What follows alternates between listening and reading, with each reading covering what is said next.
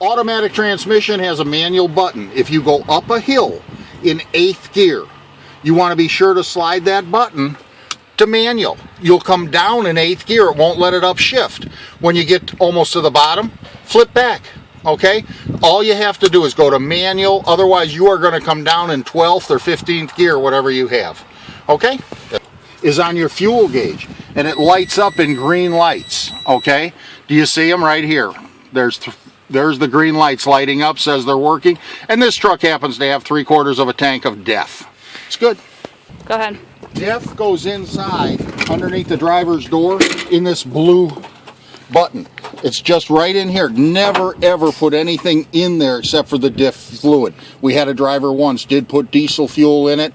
He was down for 3 days while they flushed the system and put all new filters in, and it cost us $1,000. Okay, we showed you how to check the brake stroke, that it was 1.5 inches. This happens to be a long stroke. How do you know it? You see that square where the airlines are going into, and it's got a square or a flat spot on it? That makes it a long stroke. Your throw on that for your brakes is allowed to be 2.5 inches. Okay, so not 1.5 on a long stroke, but 2.5. Go ahead. Want to shoot this? Is this one better for you? The wheel seals are right down in here. If we've got grease on the inside of that wheel, you got a bad wheel seal. Okay. Now, one thing not to keep in mind is we have 3-position engine brakes on our trucks. So you have 1, 2, and 3. 3 puts the most back pressure against that motor. But we carry many light loads. If you're carrying 5,000, 10,000 pounds in the box and you're on snow or something, you'll go into a drive tire slide. There's no question about it. Make sure that you're aware of what you're in, and take that jake brake off completely. Shut it off. You're going to get yourself into a drive tire skid, going to cause you to jackknife. So make sure you know what you're doing with that engine brake, even in rain. That's it. All right, go ahead. Okay. Don't forget, everything on the outside of the truck has to have a strap, not a bungee, so we're strapped in here. The tire itself, the spare tire, has to have a chain or a strap. We have chains. Your ladder, same way. You can't just hang a ladder on the ladder hooks. You have to have a chain running to it or a strap. We say a chain because the chain is much quicker and easier for you all to use, okay?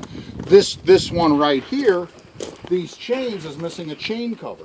That should have a chain cover, because by rights, this is not secured. Believe it or not. Hang on. Okay, so we're going to do a real quick wrap up here on a pre-trip, and we're going to cover the easy parts. Obviously, we've got a tag on the front. We've got a New York hut. We've checked our high beam, our low beam, if we had road lights. Our mirrors are in good shape, our windshield. We've got 5 clearance lights across the front. We checked for fuel caps, making sure right here we have had an issue with steer wheels cracking because we carry so much weight. They crack right there if you can see that red mark, but here's where they crack. Watch for a crack in these front wheels, okay?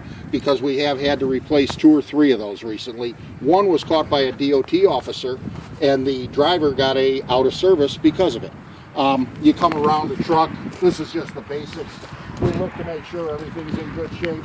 Look at all the tires, the springs, the mud flaps. Nothing's falling off the truck, okay? Again, don't forget the depth of the tires, extremely important. And that everything's in good shape. And then you go to the trailer, again, mud flaps, lights. You can shut it off and we'll show them the pins. Go ahead. We're going to go under the trailer. Right here is the button you pull. Charge the air, pull this button out, and these pins right here will retract. When they go in, now we can slide this to slide our wheels on our trailer to adjust the weight. This right here, this is what they keep asking you for every Friday, a hub meter.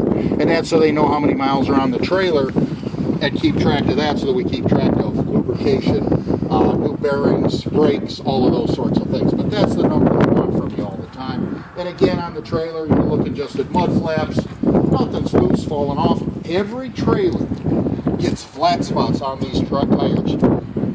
The weakest link, the worst spot of the tire is what we need. Had a driver say he had 0-30 seconds at a point. We took away money from his pre-trip money, $140 a week. Took it away for about 5 weeks, I think, because they were bald, and it's from both of them, because they both should have caught it. He said they must have been on the bottom every time I stopped. I said you're an unlucky driver. You have to know that you're a jinx, which now means every time you stop, check your tires, and then pull up 3 feet, 4 feet, and you'll get the bottom of that tire rotating to the top. So now you're not unlucky, you just beat fate. Okay? But you've got to make sure your tires are in good shape or slick. Good. This is your ABS light. It should flash on and go off every time you hook up a trailer. Our trailers are unique in this. You have to tell the DOT that I am Department of Defense, my trailer has trailer tracking, my ABS is always generized because that's where I get the power so that Department of Defense knows that this trailer is hooked to my tractor. So what you have to do is he's going to say, driver, he'll stand here and he says, driver, turn your key on. And he's waiting to listen to the computer go, shh, shh, shh, and for this light to come on and go off. It's never going to happen. It's always got power. You have to say, DOT, man, when I do my pre-trip, this is how I do it. It puts them on notice that you're doing good pre-trips. I unplug the light cord from the trailer. Now my ABS has become de-energized. I leave it sit for 15 seconds. I plug it back in, and because I can't see this, my co-driver stands back here and says, yep, the light lit and went out. And I'm at the front, so I actually hear the computer. Interesting part of this is the DOT man is not as interested with this light as he is with the of the computer, because drivers have a tendency to say something's out of whack, so I'm going to unplug this light, and I'll fool the DOT man. Believe me, DOT man's smarter than all of us put together when it comes to regulation. So make sure your ABS light is working, and it's the only way that you can check on our units that our trailers ABS is working.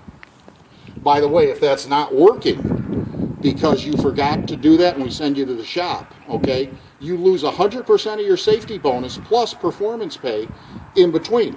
So 100%, that's $1,500 because you forgot to tell the DOT that in my permit book I actually have the regulation from the Department of Defense stating what I'm showing you. Okay? Yep. Your code for this last video is going to be 888. That's the second code. So the first one was 747 and the second code is 888.